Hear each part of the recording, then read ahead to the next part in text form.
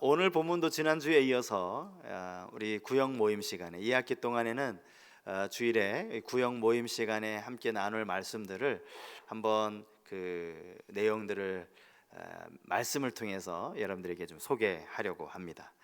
본문 말씀 가지고 은총을 흘려보내다라는 제목으로 함께 하나님 말씀을 나누기를 원하는데요. 은총, 오늘 본문에 이 은총이라고 나오는데, 이 은총이라고 번역된 히브리어는 아마 여러분들도 다 알고 계실 거예요. 헤세드라는 단어입니다. 히브리어로 헤세드죠. 이 단어가 구약 성경에 약 250번이 넘게 나옵니다. 꽤 많이 나옵니다. 주로 은혜, 또 자비, 친절 이런 말로 이제 번역이 되었는데요. 오늘 우리가 읽은 이 8절 안에도 은총이라는 이 단어가 3번 나옵니다. 동일하게 헤세드라는 단어죠. 본문의 배경을 좀 잠시 말씀을 드리겠습니다. 여부수 사람들이 살고 있던 예루살렘, 난공불락의 요새라고 그렇게 믿었던 예루살렘을 다윗의 군사들이 가서 점령을 하게 됩니다. 그리고 예루살렘은 이제 이스라엘의 수도가 되죠.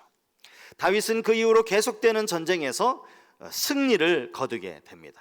블레셋과의 전쟁에서 승리하는 것을 시작으로 해서 모압, 소바, 아람, 에돔 이 나라와의 전쟁에서 계속해서 승리를 거두게 돼요. 땅을 차지하는 것은 물론이고 수비대를 두고 그 지역에 이제 수비대를 두면서 그 지역 사람들, 그 나라 사람들로부터 조공을 받게 된 겁니다. 더 나아가서 다윗은 모든 행정 조직을 편성을 하면서 이스라엘을 더 안정된 나라로 그렇게 만들어 갑니다.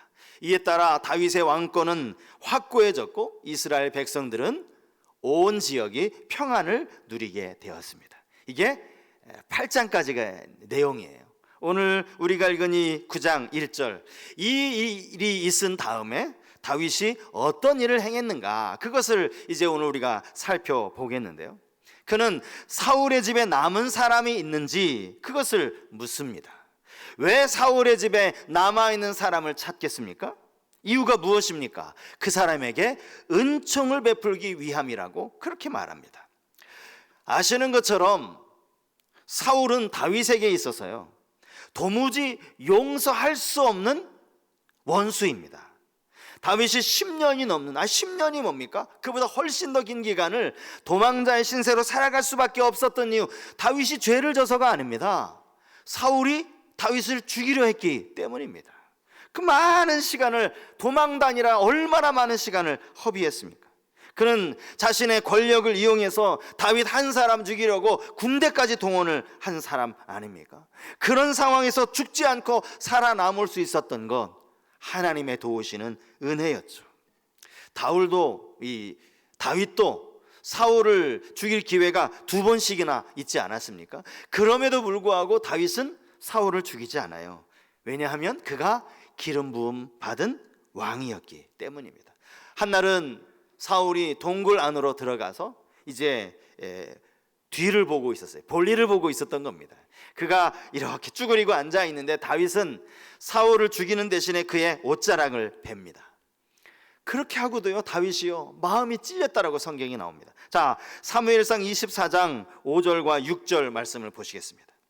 그리한 후에 사울이의 옷자락 뱀으로 말미암아 다윗의 마음이 찔려 자기 사람들에게 이르되, 내가 손을 들어 여호와의 기름 부음을 받은 내 주를 치는 것은 여호와께서 금하시는 것이니 그는 여호와의 기름 부음을 받은 자가 됨이니라 하고, 다윗이 사울을 향하여서 기름 부음을 받은 자라는 말을 2번씩이나 반복해서 하고 있어요. 그 믿음이 있었기 때문에 다윗은 사울을 죽이지 못했던 겁니다. 결국 사울은 전쟁에서 하나님의 심판으로 죽임을 당하게 되죠. 그러면 끝난 것 아닙니까? 그런데 다윗은 여전히 사울의 집에 남아있는 사람에게 은총을 베풀겠다라고 이야기를 하는 겁니다. 여러분, 인류의 역사를 통해 우리가 잘 알고 있어요. 왕조가 바뀝니다. 새로운 왕조가 태어납니다. 그러면 가장 먼저 하는 일이 무엇입니까? 그 선 왕의, 이전 왕의 친족들, 일가 친척들, 정적이 될 만한 모든 사람들 한꺼번에 모조리 다 죽이는 것이 그것이 왕조가 바뀔 때마다 늘 있어 왔던 일입니다. 그렇게 해야만 새로운 왕조가 이제 제대로 자리를 잡을 수가 있기 때문이죠. 여러분, 그렇게 본다면 무비보셋은 다윗이 당장에 죽여야 할 사람입니다. 사울의 손자니까요. 그런데 그 사람에게 은총을 베풀겠다라고 그렇게 말하는 겁니다. 그는 시바라고 하는 이 사울의 종을 통해서 요나단의 아들 무비보셋이 살아있다라는 사실을 듣게 되죠. 그리고는 사람을 보내 그를 데려오게 합니다. 왜요? 그를 죽이기 위함이 아니라고 말씀드렸어요. 그에게 은총을 베풀기 위해서. 다윗 앞에 엎드린 무비보셋은 두려워서 어쩔 줄을 모릅니다. 이제 내가 꼼짝없이 죽겠구나. 하지만 다윗은 무서워하지 말라라고 말한 이후에 내가 반드시 너에게 은총을 베풀겠다, 이렇게 이야기를 합니다.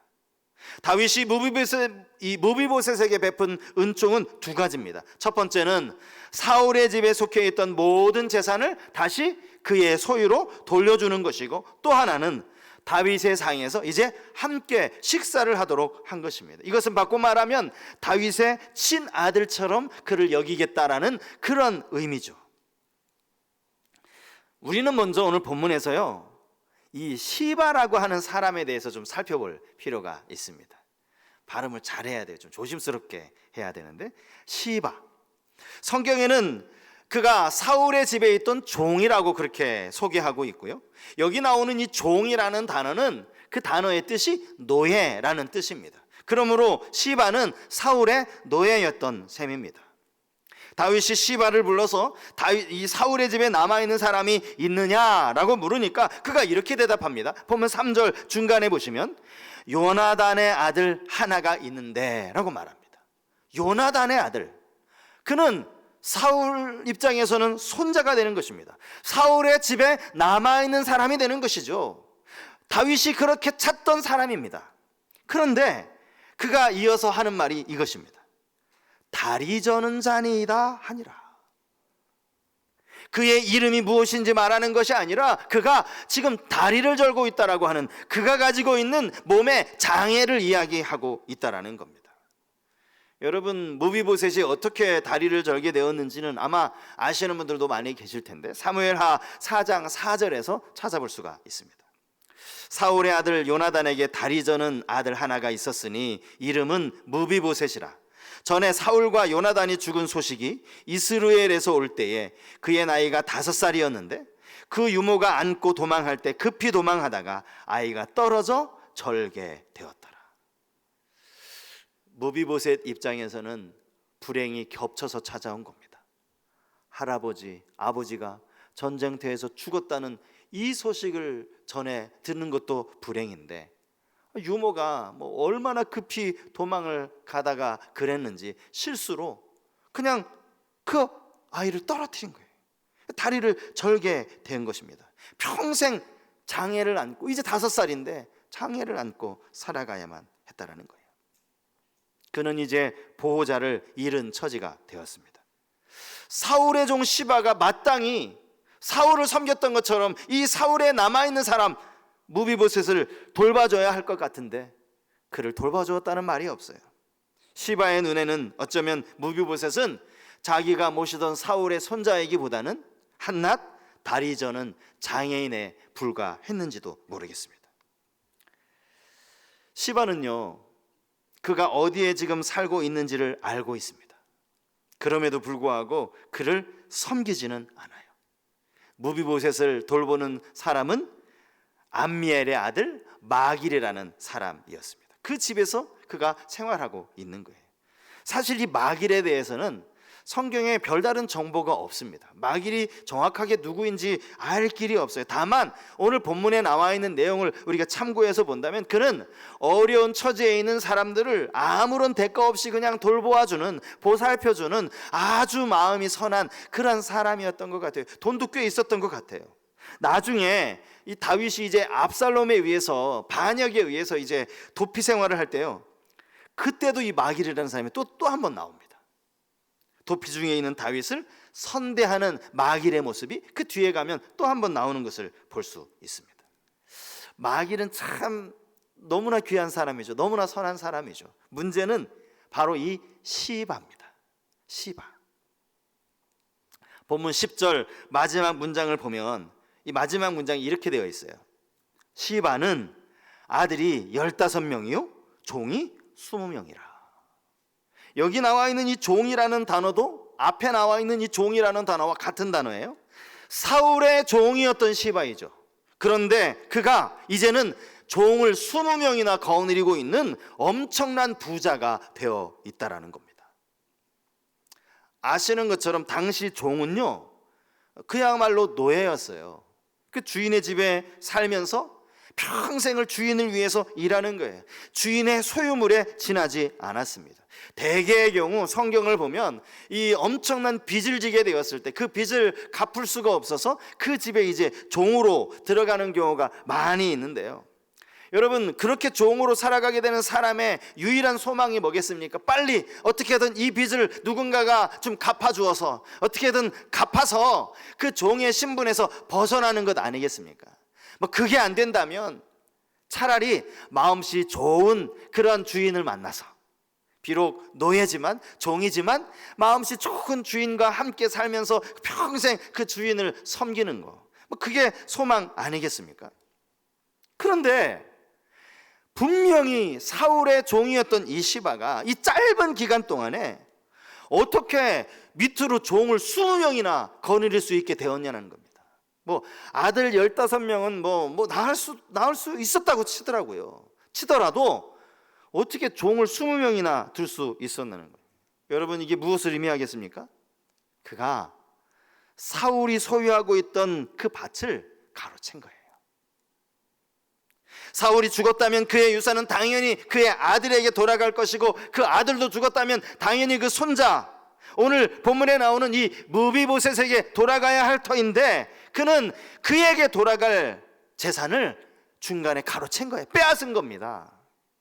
그러지 않고는 그가 어떻게 20명의 종을 거느리는 그런 삶을 살 수 있겠느냐고요. 자기가 섬겨야 할 무비보셋은 정작 아무런 연고도 없는 저 마길이라는 사람이 돌보아주고 있다라는 거죠. 여러분, 참 발음도 거시기 하지만 이 사람의 삶도 참 좀 거시기 해요. 그죠? 거시기라는 말을 이해를 잘 못하시나? 시바라는 이름이 사무엘하 16장에 가면 또 한 번 나옵니다. 이때가 언젠가 하면 이제 압살롬이 막 반역을 일으켜서 다윗이 피난길에 오르고 있었어요. 막 피난길에 나루턱을 이렇게 지나가고 있는데 저 멀리서 시바가 오는 거예요. 자기에게 와서는 나귀 2마리에 막 떡과 건포도와 여름 과일과 포도주를 잔뜩 싣고 와서 그것을 가지고 이제 다윗을 돕는 척하는 거예요. 그때 다윗이 그에게 이렇게 묻습니다. 사무엘하 16장 3절 말씀이에요. 왕이 이르되 내 주인의 아들이 어디 있느냐 하니, 시바가 왕께 아뢰되 예루살렘에 있는데 그가 말하기를 이스라엘 족속이 오늘 내 아버지의 나라를 내게 돌리리라 하나이다 하는지라. 여러분, 이게 무슨 말인지 아세요? 지금 다윗이 시바에게 이렇게 묻습니다. 내 주인의 아들이 어디 있느냐. 그러니까 다윗은 지금 본문의 이 사건을 기억하고 있는 거예요. 자기가 왕이 되었을 때 시바를 찾아서 무비보셋에게 사울의 소유를 다 돌려주라, 그를 섬기라, 이것을 기억하고 있는 거예요. 그래서 지금 다윗은 무비보셋의 안부를 묻고 있는 거예요. 내 주인의 아들이 지금 어디 있느냐, 잘 있느냐, 문안을 지금 묻고 있는 거예요. 그랬는데 이 시바가 뭐라고 얘기했는지 아십니까? 지금 거짓말을 하고 있는 거예요. 이스라엘 족속이 오늘 내 아버지의 나라를 내게 돌리리래. 이 말은 지금 여러분, 왕이 지금 왕궁을 피해서 도망 다니고 있잖아요. 압살롬은 아직 왕이 되지 않았잖아요. 이런 상태, 이스라엘 혼란스러운 이때 이제 이스라엘 나라를 내가 통치해야 되겠구나, 이 이스라엘 나라를 내게 돌리는구나, 이렇게 말을 했다는 거예요. 자기가 이스라엘의 왕이 되겠다고 이런 말을 했다라는 거예요. 무비보셋은 이런 말을 한 적도 없어요. 시바가 지금 거짓말을 하는 것이죠. 그 거짓말을 통해서 얻은 결과가 뭡니까? 오늘 본문처럼 이 무비보셋에게 주었던 모든 재산을 다시 네가 다 가져라, 다시 시바에게 돌려줍니다. 이건 노리고 지금 그가 거짓말을 한 거죠. 참 나쁜 사람 아닙니까? 종으로서의 주인을 온전히 섬기지는 못할지언정 주인에게 다시 돌아간 그 재산을 또 자기 것으로 뺏어오려고 이 거짓말을 하고 있는 이 시바의 모습 말입니다. 사실 오늘 본문에서 제가 느끼는 감동은 이 다윗입니다. 다윗의 말과 그의 행동이죠. 오히려 본문에 시바라는 사람을 등장시키면서 다윗과 아주 대조를 이루고 있는 모습에서 오히려 더 큰 감동을 받게 됩니다. 다윗은 자기가 베푸는 은총을 하나님의 은총이라고 그렇게 이야기합니다. 요나단의 아들을 데리고 와서 사울의 소유로 있던 모든 재산을 다 돌려주고 그와 함께 식탁에서 밥을 먹습니다. 이걸 하나님의 은총이라고 말해요. 여러분, 이게 왜 하나님의 은총입니까? 다윗의 은총 아닙니까? 내가 너를 불쌍히 여겨서 너의 그 사울의 재산을 내가 너에게 다 돌려주는 거야. 너 나랑 같이 식사 내 아들처럼 내가 여기는 거야. 나의 은총이야. 다윗의 은총이지 왜 하나님의 은총이라고 말하는 겁니까? 그 이유가 뭔지 아십니까? 은총 혹은 은혜는 첫 출발점이 하나님이시기 때문입니다. 여러분, 이거 중요합니다. 꼭 기억하셔야 됩니다. 모든 은혜, 모든 은총의 출발점이 하나님이라는 사실을 우리가 잊지 말아야 됩니다. 우리가 다른 사람을 향하여서 친절을 베풀 수는 있어요. 마음이 워낙 예의가 바르고 공손한 사람은 얼마든지, 아니 누구를 대하든지 친절하게 대하죠. 상냥하게 대합니다. 하지만 여러분, 은총은 그런 것이 아닙니다. 은총은 오직 하나님께로부터 시작된 거라는 사실이죠. 그러므로 다윗은 지금 하나님께 받은 은총을 이 무비보셋에게 흘려보내고 있는 겁니다. 물론 요나단과 다윗의 그 우정을 우리는 너무나 잘 알아요. 아버지 사울이 다윗을 죽이려고 했을 때 그것을 미리 알아서 다윗으로 하여금 멀리 도망가라고 그렇게 도와준 사실을 성경에 기록하고 있습니다. 그럼에도 불구하고 다윗이 받은 은총은 사실은 하나님의 은총이라는 거예요. 여러분, 그렇게 도망 다니면서 그 이후로는 다윗 혼자 지내지 않습니까? 도망자의 삶을 혼자 살아가고 있지 않습니까? 사무엘상 20장 14절에 보면 여기 요나단과 다윗이 나누는 대화 이야기가 나오는데 한번 잘 들어보십시오. 너는 내가 사는 날 동안에 여호와의 인자하심을 내게 베풀어서 나를 죽지 않게 할 뿐 아니라 여호와께서 너 다윗의 대적들을 지면에서 다 끊어버리신 때에도 너는 내 인자함을 내 집에서 영원히 끊어버리지 말라 하고, 여기 너, 나 이렇게 나오는데 여기서 나는 요나단이고요, 너는 다윗입니다. 요나단이 지금 이 말을 하고 있는 거예요. 나도 알아. 우리 아버지 사울이 아니라 네가 이스라엘의 왕이 되는 것 나도 알아. 내가 지금 너를 이렇게 살려주지만 이건 그냥 잠시일 뿐. 너는 이스라엘의 왕이 될 거야. 그러니 내가 왕이 되거든 여호와의 인자를 내게 잊지 말아다오. 부탁을 하고 있는 거예요. 부탁을. 여기서도 여호와의 인자하심을 이야기하고 있습니다. 여호와의 헤세드죠. 이 사건 이후에 다윗은 수도 없는 죽음의 위기를 넘깁니다. 그리고 그 모든 위기 속에서 하나님은 다윗에게 은총을 베풀어 주셨어요. 정말 죽음이 코앞에 이르렀을 때도 있었습니다. 아, 이제 끝이구나. 도망자의 생활도 이게 끝이로구나. 이제 이게 마지막이구나 했을 때도 있었어요. 그런데 하나님 놀랍게 섭리하셔서 거기에서도 다윗을 건져주십니다. 이게 하나님의 은총이라는 거예요. 여러분은 이 하나님의 은총을 아십니까? 다윗만 하나님의 은총을 받았나요? 그렇지 않습니다. 모든 은총이 하나님에게서부터 시작됐다라는 이 말씀 속에는 우리 모두가 하나님의 은혜를 받은 자라는 그 사실이 담겨 있기 때문입니다. 오늘 여러분 본문 이 8절을 보시면요, 무비보셋이 다윗에게 이렇게 이야기하는 장면이 나옵니다. 자, 8절 말씀 한번 보십시오. 그가 절하여 이르되 이 종이 무엇이기에 왕께서 죽은 개 같은 나를 돌아보시나이까 하니라. 자기를 가리켜서 내가 죽은 개 같은 존재라는 거예요. 사실 이런 말 쉽게 하기 어렵습니다. 아무리 내가 비천한 존재라고 이야기하더라도 여러분, 어느 누가 나는 죽은 개 같은 존재야 라고 말하기가 쉽지 않아요. 여러분, 이스라엘에서는 이 개를요 부정한 짐승으로 취급을 했습니다.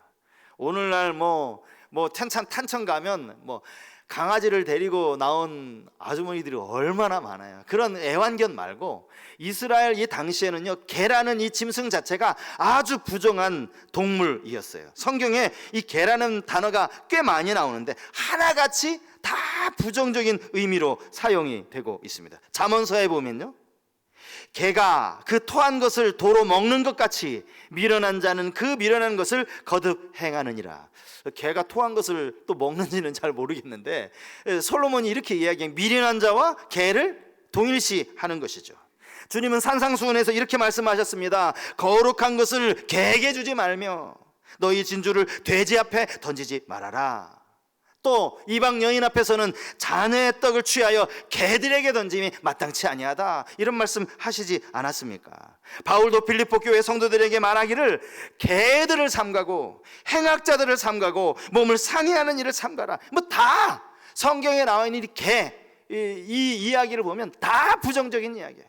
더럽고 저 이방 사람이고 상종하지 못할 존재고, 게다가 여러분, 죽은 개,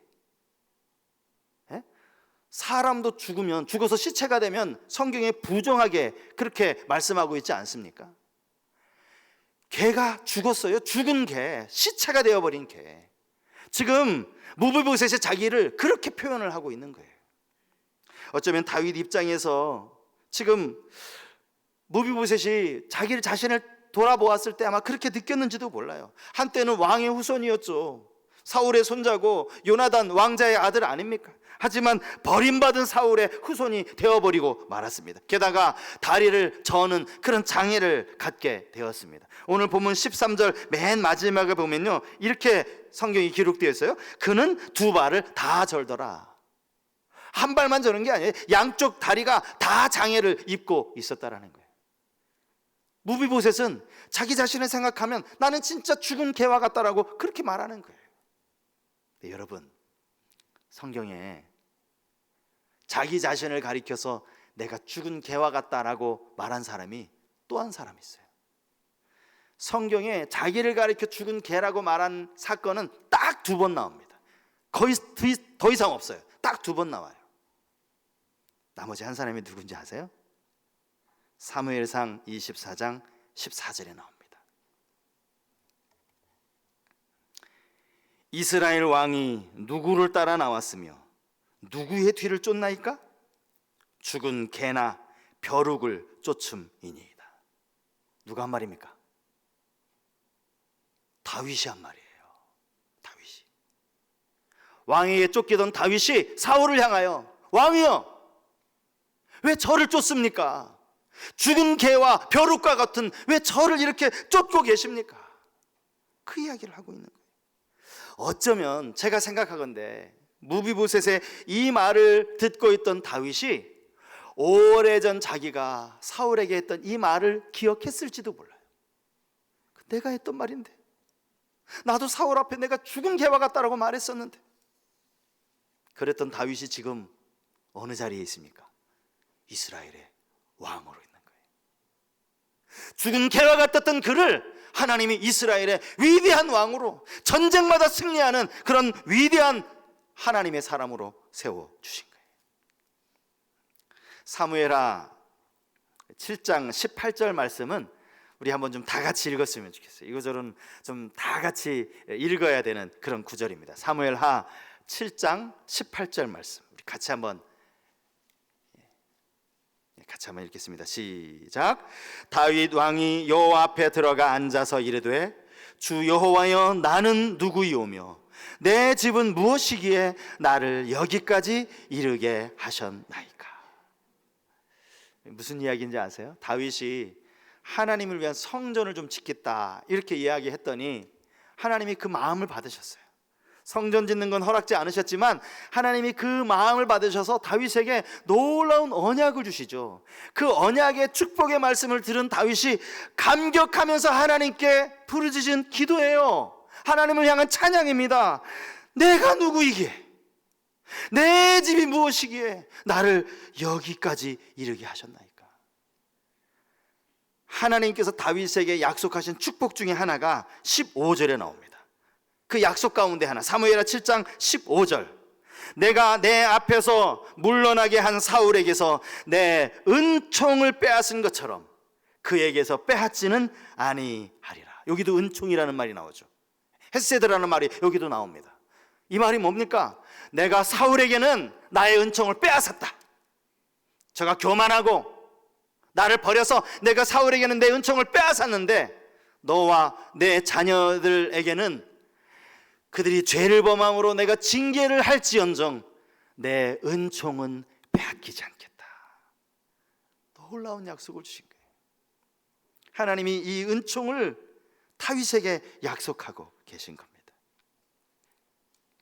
오늘 우리는 이 하나님의 은총으로 말미암아 이 자리에 예배하러 나오게 된 줄 믿습니다. 그래요. 하나님의 은총 때문에 오늘 우리가 이 자리에 와서 앉을 수 있는 거예요. 하나님의 은총 때문에 우리가 하나님을 아버지라 부를 수 있는 겁니다. 하나님의 은총 때문에 우리가 하나님 앞에 기도할 수 있는 것 아닙니까? 이 하나님의 은혜, 우리가 받은 하나님의 은혜는요, 독생자 예수 그리스도께서 나를 위해 십자가를 대신 지심으로 당신의 생명을 내어주심으로 우리에게 허락하신 은총입니다. 여러분, 이 은총을 기억하시기 바랍니다.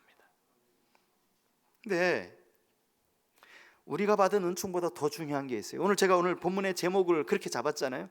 내가 받은 은총에 감사하는 거 중요하죠. 감사해야죠. 근데 그보다 더 중요한 게 있어요. 그게 뭐예요? 은총을 흘려보내라는 거예요. 다윗이 그랬던 것처럼 이 은총을 흘려보내는 거예요. 마태복음 10장 8절에 보시면 예수님께서 12명의 제자들을 부르시면서 그들을 보내실 때 이런 말씀을 하고 계십니다. 병든 자를 고치며 죽은 자를 살리며 나병 환자를 깨끗하게 하며 귀신을 쫓아내되 너희가 거저받았으니 거저주라. 제자들이 지금 거저받은 게 뭡니까? 거저주어야 하는 게 뭐죠? 그들이 거저받은 것은 이것입니다. 주님으로부터 놀라운 권능이에요. 병을 고치며 죽은 자를 살리며 나병 환자를 깨끗하게 하며 귀신을 쫓아내는 이런 권능이에요. 이것을 주님이 거저주셨다라고 말합니다. 그러면서 제자들에게 하시는 말씀이 너희도 거저주라. 너 나병 환자 고쳤다고 수고비 되라고 말하지 마. 너 귀신 들린 사람에게 귀신 쫓아냈다고 내가 애썼으니까 수고비 달라고 말하지 마. 대가 바라지 마. 너도 거저 받았으니 거저 주어야지. 거저 받았으면 거저 주어야 된다는 거예요. 하나님의 은혜를 받았으면 이 은혜를 흘려보내야 한다는 거예요. 거저 흘려보내야 된다는 그 의미의 말씀이죠. 만약에 제가 말도 안 되는 상상을 한번 해봤어요. 말도 안 될 것은 아닌데요, 이런 상상을 해봤어요. 만약에 다윗이 자기가 받은 하나님께로 받은 그 은총은 인정을 하면서도 도무지 무비보셋을 용서할 수 없는 거예요. 사울을 미워하기 때문에 저 무비보셋에게 내 은총을 흘려보낼 수가 없는 거예요. 살려두고 싶지가 않은 거예요. 그렇게 은총을 흘려보내지 않았다면 어떻게 됐을까? 상상이에요. 어떻게 됐을까요? 무비보셋은 그 자리에서 죽었겠죠, 그죠? 분명히 죽었을 겁니다. 그럼 다윗은 어떻게 됐을까요? 사울에 남아있는 그 한 사람까지 모조리 처단해버렸으니까 다윗은 이제 두 발 쭉 뻗고 잘 수 있었을까요? 제가 이 부분을 곰곰이 막 생각을 하는데요, 갑자기 1만 달란트 빚진 자의 비유가 이제 머릿속에 딱 떠오르는 거예요. 1만 달란트 빚진 자. 여러분 이 비유는 아마 많이 알고 계실 거예요. 이게 비유라는 사실도 알고 계실 겁니다. 이게 실제로 있었던 일이 아니에요. 사람이요, 한 개인이 1만 달란트를 빚진다는 것도 거의 있을 수가 없는 일이에요. 이 금액이 엄청난 금액이기 때문에 1만 달란트를 빚질 수도 없을 뿐만 아니라 만약에 그 빚을 지게 됐다면 이건 평생 갚아도 못 갚는 빚이에요. 이게 지금 주님이 비유로 하신 말씀이에요. 사실 이 비유의 핵심이 여기에 있습니다. 마태복음 18장 33절이요. 1만 달란트 빚진 자의 비유의 핵심, 내가 너를 불쌍히 여김과 같이 너도 내 동료를 불쌍히 여김이 마땅하지 아니하냐. 자신이 받은 엄청난 하나님의 은총을 받고서도 은총을 흘려보내지 않으면 이것처럼 된다는 거예요. 이만다나다 빚진 자를 주님이 어떻게 했다고 말씀하십니까? 옥졸들에게 넘겨요. 다시 감옥에 들어가는 거예요. 빚을 갚을 때까지. 빚을 어떻게 갚아요? 감옥에서 죽는 거죠. 다윗이 흘려보내는 은총, 이거 불쌍히 여기는 것 아닙니까? 긍휼을 베풀고 용서하는 것 아니겠습니까? 제가 말씀을 준비하는데 매주 제가 그런 깨달음을 주시는 거예요. 자꾸 하나님이 이 영혼 구원에 대한 마음을 주시는 겁니다. 의도하지 않았어요. 전혀 의도하지 않았습니다. 오늘 본문도 그냥 여러분들이 이제 다음 주에 나눌 그 본문이에요. 구역 모임 때 나눌 그 본문이에요. 이 본문을 가지고 말씀을 준비하는데 여기에 또 영혼 구원에 대한 마음을 하나님이 주시는 거예요. 여러분, 우리가 베풀어야 할 최고의 은총이 뭐라고 생각하세요?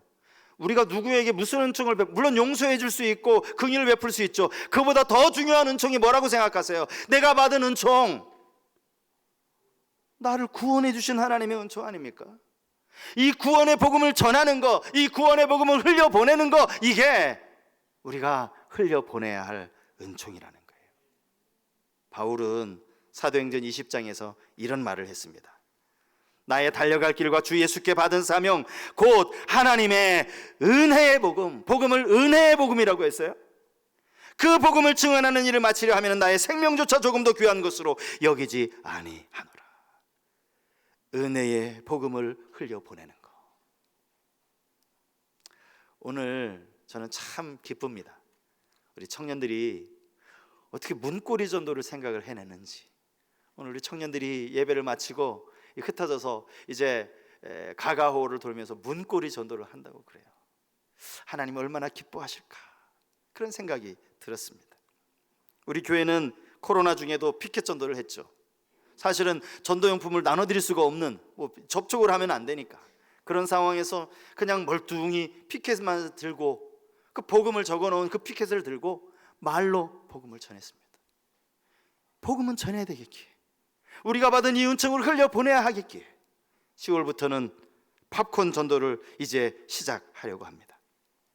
하나님의 은총을 흘려보내는 것입니다. 여러분, 내가 받은 이 하나님의 은총을 다윗처럼 사람들에게 흘려보내는 은혜가 있기를 축복합니다. 한 사람을 품고, 아직 이 은혜의 복음을 깨닫지 못한 그 한 사람을 품고, 그에게도 이 은혜의 복음이 흘러갈 수 있도록 기도하고, 교회에서 진행하는 이 전도 행사에 적극적으로 참여하고 기도로 돕고, 그래서 이 은총을 흘려보내는 우리 귀한 하나님의 은총을 받은 성도님들 되시기를 주님 이름으로 축복합니다.